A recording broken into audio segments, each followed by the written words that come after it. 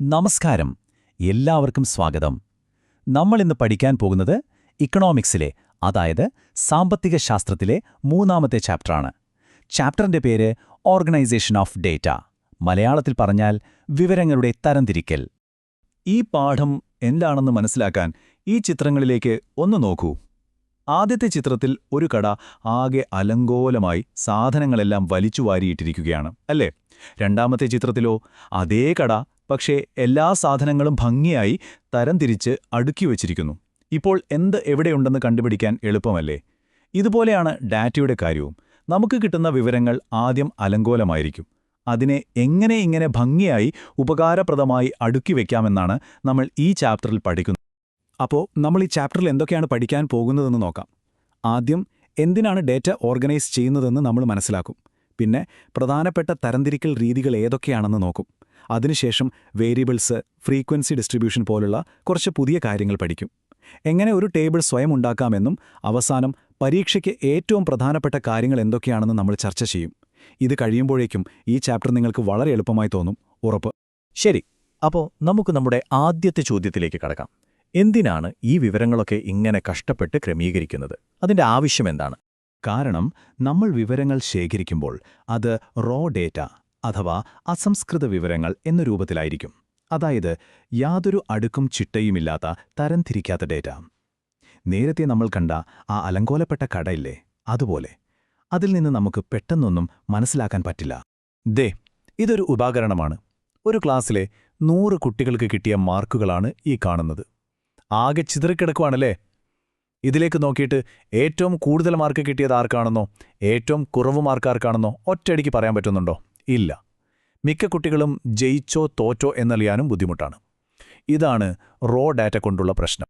അപ്പോൾ നമ്മുടെ മുന്നിലുള്ള ഏറ്റവും വലിയ ചോദ്യം ഇതാണ്: ഈ ഒരു ആശയക്കുഴപ്പത്തിൽ നിന്ന് എങ്ങനെ നമുക്ക് കാര്യങ്ങൾ മനസ്സിലാക്കിയെടുക്കാം, എങ്ങനെ ഇതിനെ ഒന്ന് ചിട്ടപ്പെടുത്താം? അതിനുള്ള ഉത്തരമാണ് ക്ലാസിഫിക്കേഷൻ. അപ്പോൾ റോ ഡാറ്റയെ ഓർഗനൈസ് ചെയ്യാനുള്ള നമ്മുടെ ഏറ്റവും പ്രധാനപ്പെട്ട ആയുധമാണ് ക്ലാസിഫിക്കേഷൻ. ക്ലാസിഫിക്കേഷൻ അഥവാ തരംതിരിക്കൽ. നമുക്ക് പ്രധാനമായിട്ടും ഏതൊക്കെ രീതിയിൽ ഡേറ്റയെ തരംതിരിക്കാമെന്ന് നോക്കാം. എന്താണ് ഈ ക്ലാസിഫിക്കേഷൻ എന്ന് പറഞ്ഞാൽ? വളരെ സിമ്പിളാണ്. ഒരേപോലെയുള്ള സ്വഭാവങ്ങളുടെ അടിസ്ഥാനത്തിൽ വിവരങ്ങളെ ഓരോ ഗ്രൂപ്പുകളായിട്ട് മാറ്റുന്നതിനെയാണ് ക്ലാസിഫിക്കേഷൻ എന്ന് പറയുന്നത്. ഒരു ലൈബ്രറിയിലെ ചരിത്രപുസ്തകങ്ങൾ ഒരിടത്തും ശാസ്ത്രപുസ്തകങ്ങൾ വേറൊരിടത്തും വിൽക്കുന്നില്ലേ? അതുതന്നെയാണ് സംഭവം. ഒന്നാമത്തെ രീതിയാണ് ക്രോണോളജിക്കൽ ക്ലാസിഫിക്കേഷൻ. Chronological classification. ഇവിടെ നമ്മൾ സമയത്തിന്റെ അടിസ്ഥാനത്തിലാണ് ഡേറ്റയെ ക്രമീകരിക്കുന്നത്.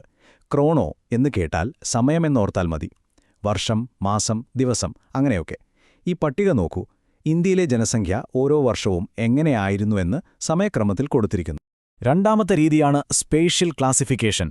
സ്പേഷ്യൽ എന്ന് പറഞ്ഞാൽ സ്ഥലം, രാജ്യം, സംസ്ഥാനം, ജില്ല, അങ്ങനെയുള്ള സ്ഥലങ്ങളെ അടിസ്ഥാനമാക്കി ഡേറ്റയെ തരംതിരിക്കുന്നു. ഈ ഉദാഹരണത്തിൽ ഓരോ രാജ്യത്തെയും ഗോതമ്പുൽപാദനം സ്ഥലത്തിന്റെ അടിസ്ഥാനത്തിൽ കൊടുത്തിരിക്കുന്നു.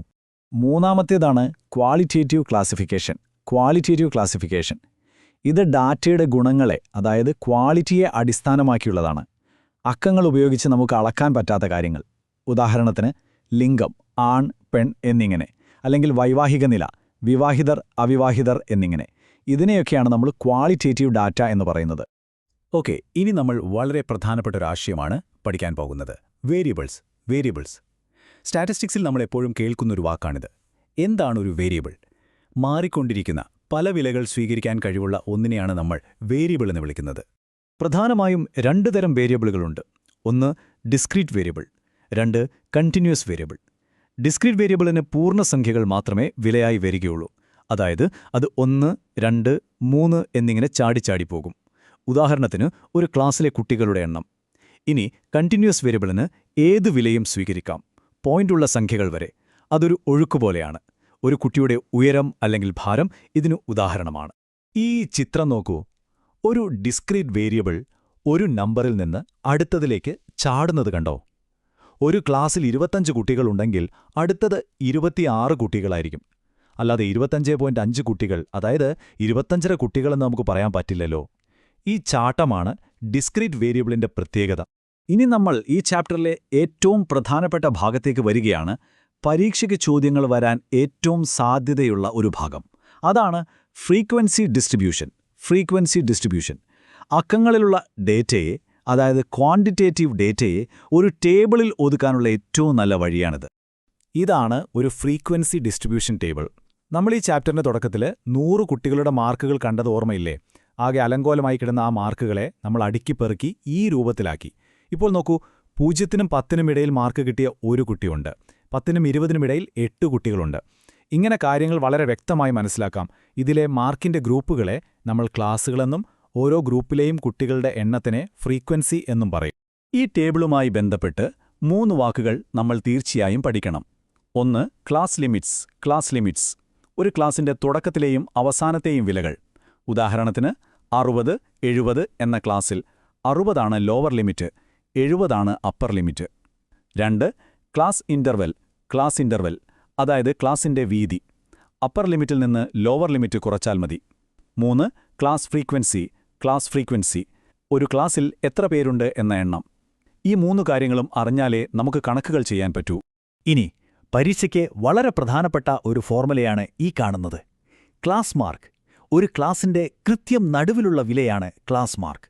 ഇത് കണ്ടുപിടിക്കാൻ ആ ക്ലാസിന്റെ അപ്പർ ലിമിറ്റും ലോവർ ലിമിറ്റും തമ്മിൽ കൂട്ടിയിട്ട് അതിനെ 2 കൊണ്ട് ഹരിച്ചാൽ മതി. ഇത് ഉറപ്പായും പഠിച്ചു വയ്ക്കണം, കാരണം മുന്നോട്ടുള്ള പല കണക്കുകൾക്കും ഇത് ആവശ്യമായി വരും. ഓക്കെ, ഇനി നമുക്ക് ഒരു ഫ്രീക്വൻസി ടേബിൾ ഉണ്ടാക്കുമ്പോൾ പലർക്കും തെറ്റുപറ്റുന്ന അല്ലെങ്കിൽ സംശയം വരുന്നൊരു കാര്യം എന്താണെന്ന് നോക്കാം. ഇത് വളരെ ശ്രദ്ധിച്ചു കേൾക്കണം കേട്ടോ. ചില ചോദ്യങ്ങളിൽ ക്ലാസുകൾക്കിടയിൽ ഒരു വിടവ് കാണാം. ഉദാഹരണത്തിന് 10 മുതൽ 19 വരെ, പിന്നെ അടുത്തത് 20 മുതൽ 29 വരെ എന്നിങ്ങനെ. 19-നും 20-നും ഇടയിലൊരു ഗ്യാപ്പുണ്ട്. ഇത് നമുക്ക് ഒഴിവാക്കണം. അതിന് ഈ 4 സ്റ്റെപ്പുകൾ ഓർത്താൽ മതി. ഒന്നാമത്തെ സ്റ്റെപ്പ്, ആ വിടവ് എത്രയാണെന്ന് കണ്ടുപിടിക്കുക. ഇവിടെ 1 ആണ്. രണ്ടാമത്തെ സ്റ്റെപ്പ്, ആ വിടവിനെ 2 കൊണ്ട് ഹരിക്കുക. അപ്പോൾ 0.5 കിട്ടും. മൂന്നാമത്തെ സ്റ്റെപ്പ്, ഈ 0.5 എല്ലാ ലോവർ ലിമിറ്റുകളിൽ നിന്നും കുറയ്ക്കുക. നാലാമത്തെ സ്റ്റെപ്പ്, അതേ 0.5 എല്ലാ അപ്പർ ലിമിറ്റുകളോടും കൂട്ടുക.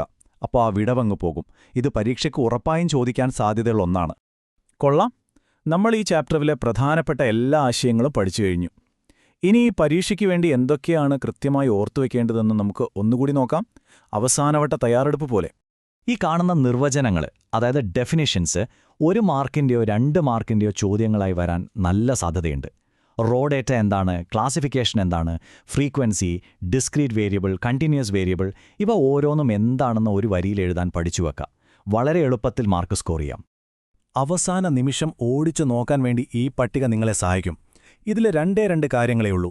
1, ക്ലാസ് മാർക്ക് കണ്ടുപിടിക്കാനുള്ള ഫോർമുല.